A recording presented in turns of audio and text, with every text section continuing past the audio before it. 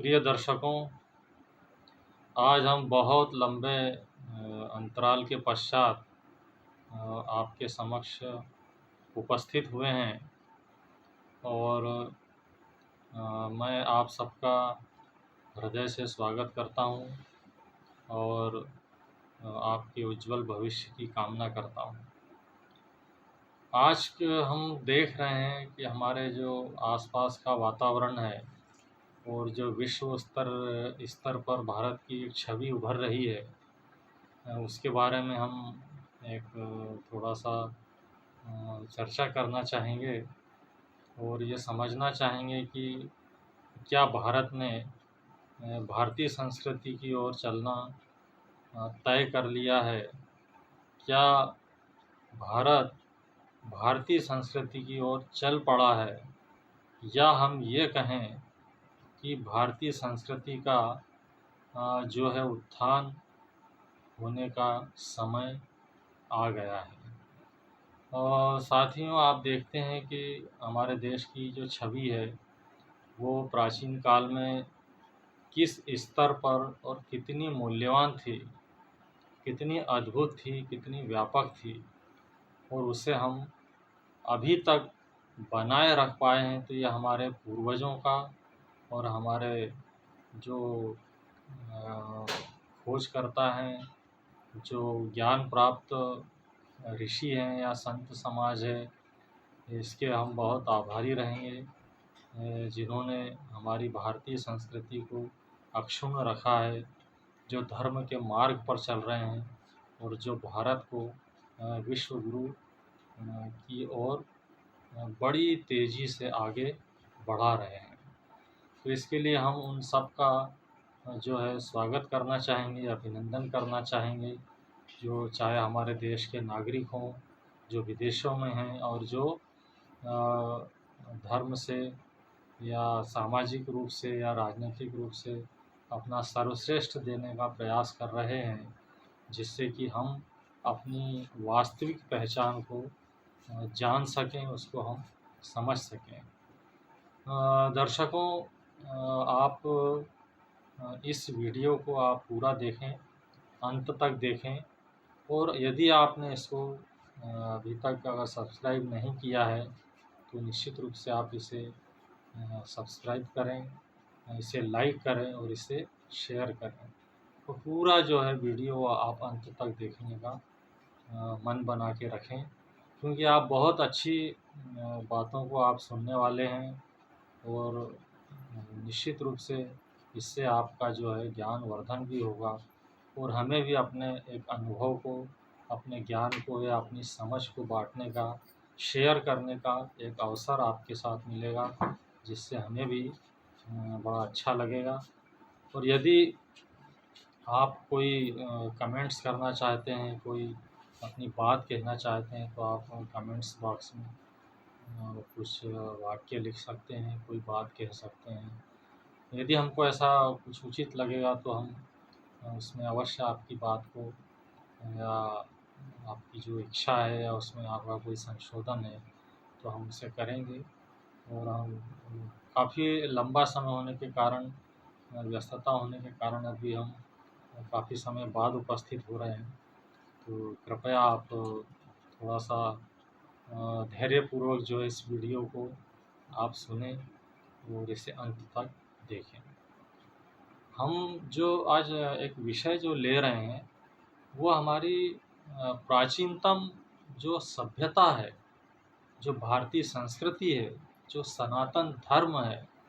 जो क्या क्या हमको सिखाता है, ये सारा जगत, सारा संसार आज तक उसको सीखने के लिए लालायित है, उत्सुक है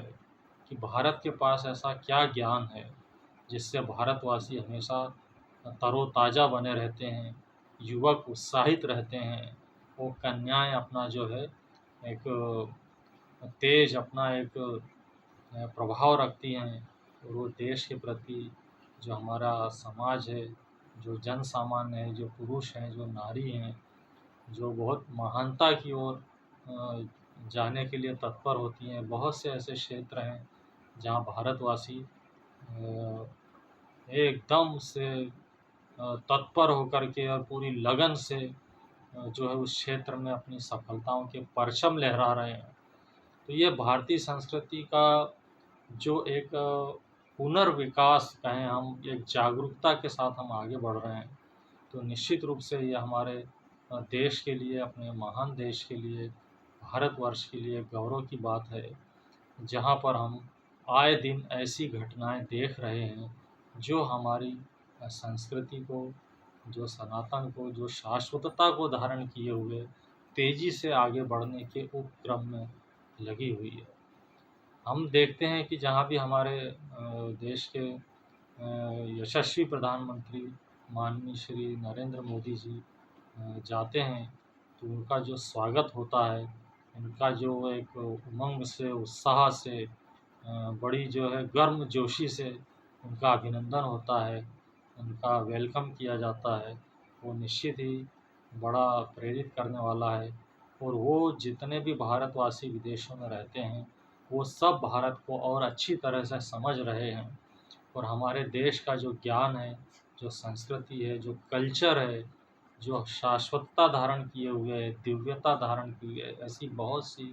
जो बातें हैं, ऐसे सर्वगुण हमारे देश के हर क्षेत्र में जो प्रतिभाएं काम कर रही है, जो निश्चित रूप से अपने अंदर एक इष्ट को धारण करती है, अपने अंदर एक देश को धारण करती है, और वो पूरे विश्व में जहाँ भी काम करते हैं, हमारे देश के युवा, हमारे देश के नागरिक या जैसे भी वो रहते हैं, अकेले या परिवार के साथ, निश्चित रूप से वो भारतीय संस्कृति को अपने हृदय में धारण किए हुए हैं, और निश्चित रूप से वो जब भी कोई अवसर आता है तो उसे वो प्रकाश में लाते हैं, और बड़े ही उत्साह से और उमंग से वो उसको सेलिब्रेट करते हैं, उसका उत्सव मनाते हैं, पर्व मनाते हैं। जैसा कि हम अभी माननीय प्रधानमंत्री जी के अभी कुछ दिनों के दौरे पर हमने देखा कि वहाँ के जो प्रशासक हैं, उन देशों के जो शासक हैं, जो मंत्रीगण हैं, जो सब कितने उत्साह से उनका स्वागत करते हैं, कैसे-कैसे अनुभव हम सुनते हैं, हम टीवी पर भी देखते हैं, बड़ा अच्छा लगता है। तो क्या ये ऐसी बातें नहीं हैं जो हमारी संस्कृति को एक नवीन ढंग से फिर से वो प्रस्तुत कर रही है, जो बहुत धारण किए हुए थे हम, बहुत पहले से, बहुत हमारे अंदर हम धारण किए हुए थे, और हम चाहते थे कि ऐसा हो, एक दिन ऐसा आए कि हमारी संस्कृति जो है वो आगे बढ़े। तो निश्चित रूप से साथियों, हम जो है इसमें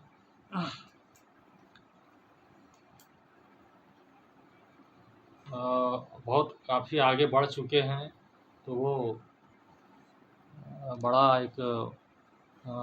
मन को जो है वो शांति देने वाला ये अवसर, ये क्षण होता है। आप देखेंगे कि भारत में जो पहले राम राज्य की जो एक चर्चा होती रही है, जो एक पहले लोग बोलते थे तो कपोल कल्पना है, ऐसा कहीं हुआ होगा। लेकिन जब अभी हम देखें रामचरितमानस की चर्चा हुई, अभी हम देखते हैं कि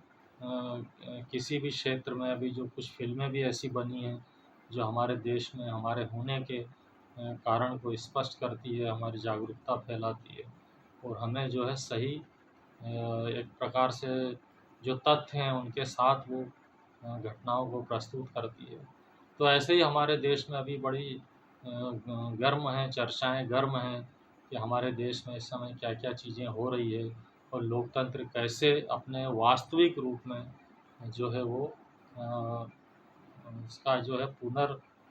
आगमन जैसे हो रहा है। ऐसा लगता है कि अब लोकतंत्र आया है,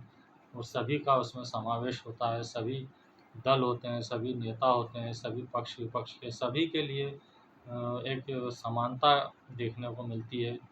तो इसी पक्ष में हम देखेंगे कि हमारे देश में अभी ये चर्चा भी बड़ी मतलब ज़ोरों पर है, बड़ा उछाल आ रहा है इसमें कि इसका जो है नई संसद का जो उद्घाटन है वो माननीय प्रधानमंत्री जी करेंगे, और इसमें काफ़ी बहस हो रही है, वार्ताएँ हो रही हैं, एक दूसरे के विचार या उनका विरोध है, किसी का सपोर्ट है, इस प्रकार से। लेकिन जब ऐसा पूरे देश की जब बात आती है, तो लोकतंत्र तो ये कहता है कि हमको उसका सम्मान करना चाहिए, जो हमारे राष्ट्र हित में है, जो राष्ट्र के लिए सर्वोपरि तथ्य हैं, जो ऐसी घटनाएं हैं जो पूरे राष्ट्र को कई सालों तक, कई दशकों तक जो है उसको बनाए रखेगी, या वो घटना हमको स्मरण दिलाती रहेगी। तो ऐसे समय में पक्ष विपक्ष और मतभेद भुला करके अगर हम अपनी भारतीय संस्कृति के अनुरूप यदि कोई कुछ करते हैं तो वास्तव में उसका स्वागत किया जाना चाहिए।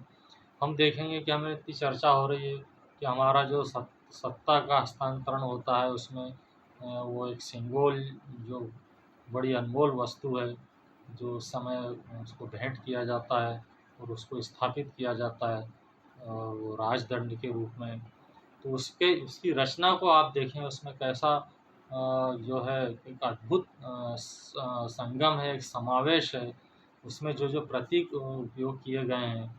वो वास्तव में हमें ये स्मरण दिलाते हैं, हमें इस बात में दृढ़ करते हैं कि हमें राष्ट्र के लिए अपनी भावनाएं कैसी उज्ज्वल और स्पष्ट और राष्ट्र हित में रखनी चाहिए। उसके लिए हमें ऐसी बहुत सी बातें हैं जो हम आध्यात्मिक दृष्टि से या धार्मिक दृष्टि से भी हम उसको समझ सकते हैं। और यही जो भाव होता है, यही जो एक विषय होता है जिसकी ओर हम सबको आगे कदम बढ़ाना चाहिए, क्योंकि तभी हमारा अच्छी तरह से विकास हो सकता है। ये जो बाहरी विकास है, ये जो सब होता है, सुविधाएं हैं, साधन हैं, ये भी सब होना चाहिए और इसी के लिए प्रतीक रूप में ही हम उसको, जो हमारा वास्तविक ज्ञान है, उसको हम इन रूपों में देख सकते हैं। तो राजदंड में जो स्थापित करने के लिए उसके जो मूल्य हैं उसको थोड़ा हमको समझना चाहिए प्रतीक रूप से। तो इसमें नंदी विराजमान है, उसमें पृथ्वी है, उसमें एक दंड है, तो उसका किस प्रकार से एक हम अपने विचार रख सकते हैं, उसको समझ सकते हैं। तो ये आप देखेंगे कि नंदी जो होता है वो धर्म का प्रतीक होता है। धर्म, अर्थ, काम और मोक्ष, ये हमारा जो है वेद शास्त्रों के ये 4 तत्व हैं जो हमको अपने जीवन को किस तरह से जीना चाहिए और उनमें क्या-क्या तत्व होने चाहिए जिससे कि हम अपने लक्ष्य को प्राप्त कर सकें और हम अपने जीवन को कैसे जिएँ, ये सब चीज़ें बताती है। जब धर्म होगा तो अर्थ आएगा, अर्थ होगा तो काम यानी इच्छाएँ पूरी होगी, विकास होगा, या हम जो करना चाहते हैं वो सब होगा, जो धन से होने वाले कार्य होते हैं। और जब धर्म होता है, अर्थ होता है और काम होता है तो फिर बाद में हमको मोक्ष की भावना पर भी हम आ जाते हैं, उस लक्ष्य पर आ जाते हैं कि जब हम ये 3 पुरुषार्थ कर लेते हैं, चारों पुरुषार्थ में से 3 पुरुषार्थ कर लेते हैं, तो हम मोक्ष की ओर बढ़ जाते हैं और उसमें जो होता है वो अंतिम एक पड़ाव होता है, अंतिम लक्ष्य होता है कि हमने वो सब प्राप्त कर लिया है, अब हम ईश्वर के साथ अभिन्न होना चाहते हैं या उनका हम अनुभव करना चाहते हैं। और इस प्रकार से जब धर्म हो जाता है, अर्थ हो जाता है, काम हो जाता है और जब हम मोक्ष यानी कि परम सुख को प्राप्त कर लेते हैं, तो हमारा जीवन सार्थक हो जाता है। तो जब हम इन प्रतीकों का मान लीजिए कि लोकतंत्र में जब भी ये सब भी हम कर सकते हैं, हमको करना भी चाहिए। तो भारतीय संस्कृति की ओर हम देखेंगे कि भारत जो है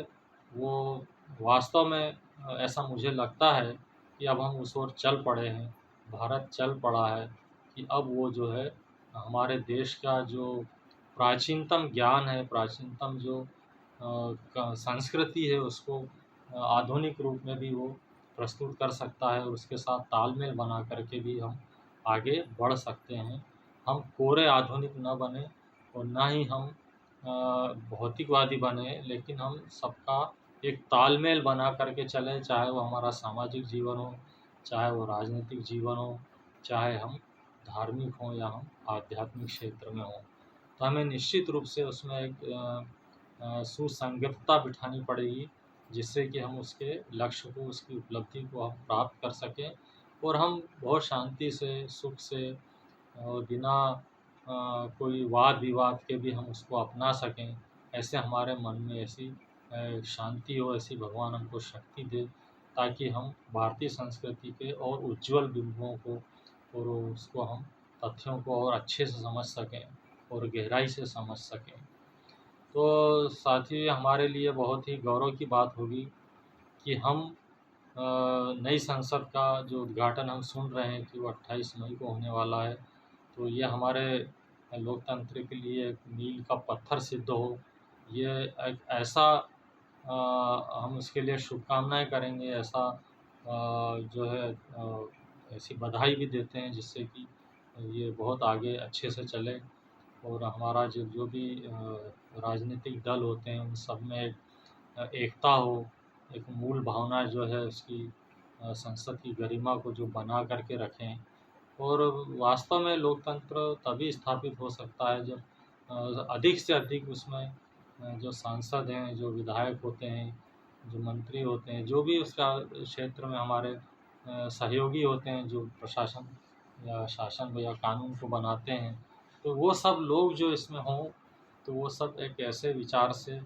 काम करें जिससे कि मतलब एक अद्भुत एकत्व का, एकता का जो एक संदेश जाए और जो भारत के लिए सब सुदृढ़ हों, वो भारत के लिए, उसकी सेवा के लिए और उसके हित के लिए वो सब काम करें। तो ये जो प्रतीक चिन्ह होते हैं इनके रखने से भी ये अपने आप एक प्रकाश उसमें जो है वो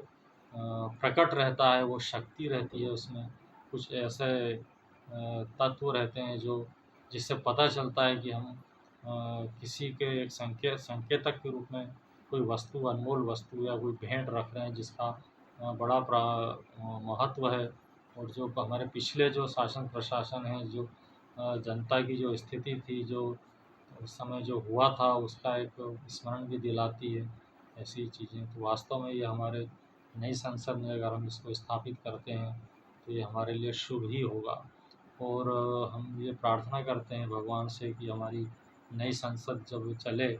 तो बहुत अच्छे से वो चले, निर्विघ्न उसमें सब कार्य हों, जनता के लिए सब जो है उपयोगी कल्याणकारी योजनाएँ बनें, कार्य सब सुखी हों, सब मिल कर के काम करें और एक अच्छा संदेश पूरे विश्व में जाए। वैसे भी हम पूरे विश्व को एक कुटुंब के रूप में देखते हैं और हमारा जो देश है उसमें तो हम ये सब भिन्नताएँ होती है, क्यों नहीं होंगी? भिन्नताएँ तो होगी, ये संसार है, ये जगत है, इसमें तो कभी एक जैसा कुछ हो ही नहीं सकता है। लेकिन ऐसी मूल्य होते हैं जिनमें हम एक छत के नीचे भी वो सारे काम कर सकते हैं, मिल कर के कर सकते हैं, उसमें तालमेल बना कर के कर सकते हैं। तो इस तरह से हम एक भारत को गौरवशाली राष्ट्र के रूप में, एक विश्व गुरु के रूप में हम उसको प्रस्तुत कर सकते हैं, एक ऐसा संदेश दे सकते हैं कि भारत जो है वो एक अपने अंदर व्यापकता लिए हुए है और हर हर क्षेत्र में वो अपना एक स्थान रखता है और वो किसी भी राष्ट्र के लिए, किसी भी देश के लिए या कहीं कोई भी लोग हों, कहीं की भी जनता हो, सबके लिए कुछ न कुछ संदेश हमारे प्राचीन संस्कृति में मिलता है। तो इस प्रकार से आप जो है इसको थोड़ा एक पॉज़िटिव वे में इसको ग्रहण करें, इसको समझें और आइए हम जो है अपने देश के लिए शुभकामनाएँ एक दूसरे को देते हैं, विश्व को देते हैं, अपने देश को देते हैं और एक नया जो हमारे सामने एक घटनाक्रम हो रहा है उसका हम स्वागत करते हैं और हमारी जो संस्कृति है, जो प्राचीन भारत की जो सभ्यता है, जो संस्कृति है उसकी ओर हम एक फिर से हम चल पड़े हैं, भारत चल पड़ा है और हम उसका स्वागत करने के लिए हम तत्पर हैं। हम बिल्कुल वी आर रेडी, हम तैयार हैं। धन्यवाद।